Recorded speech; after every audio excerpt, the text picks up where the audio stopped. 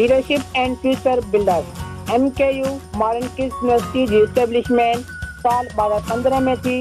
The vision of Modern Kids University is to provide leadership and future builders.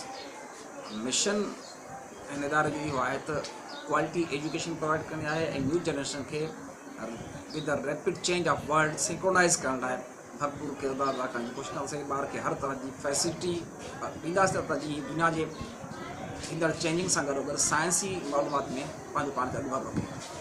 Modern kids university Khalsa फैज़गंज जो उहो वाहिद इदारो आहे जंहिंमें तालीम सां गॾोगॾु उन्हनि खे एक्स्ट्रा करिकुलम एक्टिविटी जे ज़रिए उभारण ऐं उन्हनि में एतमाद पैदा करणु आहे त यू आर आवर फ्यूचर। हीउ इदारो खालसा फैज़गंज जे कुंड कोर्स मां टैलेंटेड शागिर्द ॿार कढे ऐं हिननि खे जदीद तालीम मुहैया करे थो। हिन इदारे जे क्लास जी शुरूआति पुरानी आयात सां थींदी आहे ऐं आख़िर में अधु कलाक अलॻि सां ॾिनो वेंदो आहे जंहिंमें math club, science club, singing and dramas, arts and craft ऐं स्पोर्ट्स क्लब। ये इदारो मुंहिंजो हिकु नओं इदारो आहे। जीअं मां यूनिवर्सिटी मां पास आउट थिया मां हिन इदारे में अची जॉइनिंग कया ऐं हिते माहौल मूंखे ज़बरदस्तु लॻो।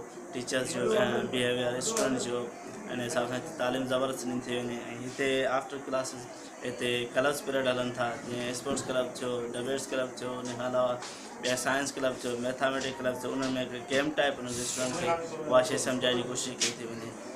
माना PTM थींदी आहे जंहिंमें असां ॿारनि जे पेरेंट्स खे बुलाईंदा आहियूं ऐं पेरेंट्स सां ॿारनि जे तालीम बाबति डिस्कशन कंदा आहियूं। डेली बेसिस ते क्लब क्लासिस हलंदा आहिनि जंहिंमें ॿार खे फुल स्टार हूंदो आहे त जंहिं क्लब में हू वञणु चाहे वञी सघे थो पंहिंजे शौक़ मुताबिक़। मैथ क्लब में ॿारनि खे पज़ल्स जे ज़रिए उन जे दिमाग़ ऐं सोचण जी सलाह तेज़ कई वेंदी आहे, जॾहिं त साइंस क्लब में ॿारनि खे मुख़्तलिफ़ प्रोजेक्ट कराए उन्हनि में प्रैक्टिकल वर्क करण जी सलाह इजाज़त कई वेंदी आहे, जंहिंमें हू वेस्ट मटीरियल मां घणो ठाहे ऐं परफॉर्म करे सघनि था जेको शायदि आम माण्हू जी सोच खां परे आहे।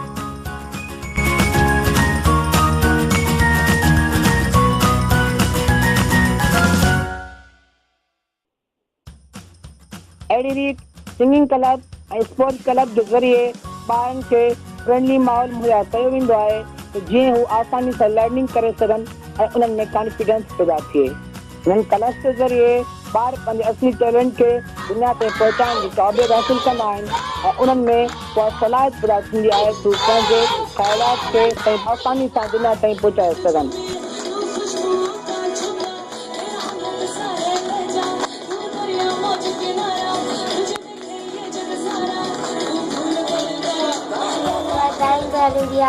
गेम क्लब हलंदा आहिनि, क्लब हलंदा आहिनि, ड्रामा क्लब आहे, सिंगिंग आहे, साइंस आहे, स्पोर्ट में एज़ ए टीचर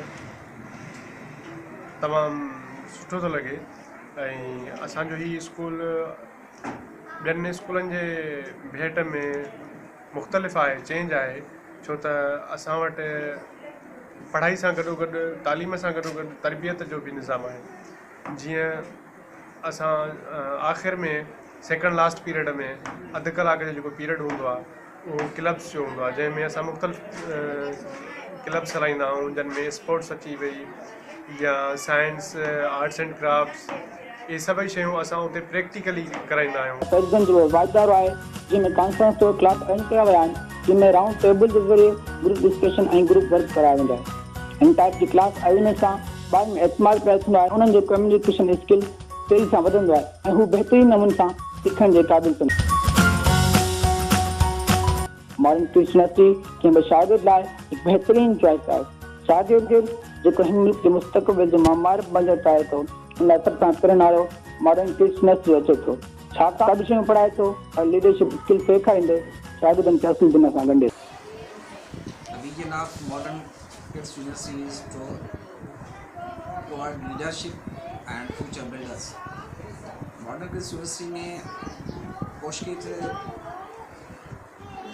पूरी वर्ल्ड में तमाम तेज़ी सां चेंजिंग अचे थी, जेके खणी रैपिड चेंज चाहिए, उहो रैपिड चेंज जे हवाले सां असां पंहिंजी न्यू जनरेशन सां सिंक्रोनाइज़ कयूं, छो हिन वक़्तु पूरी वर्ल्ड हिकु ग्लोबल वर्ल्ड जो कमु करे थी पई।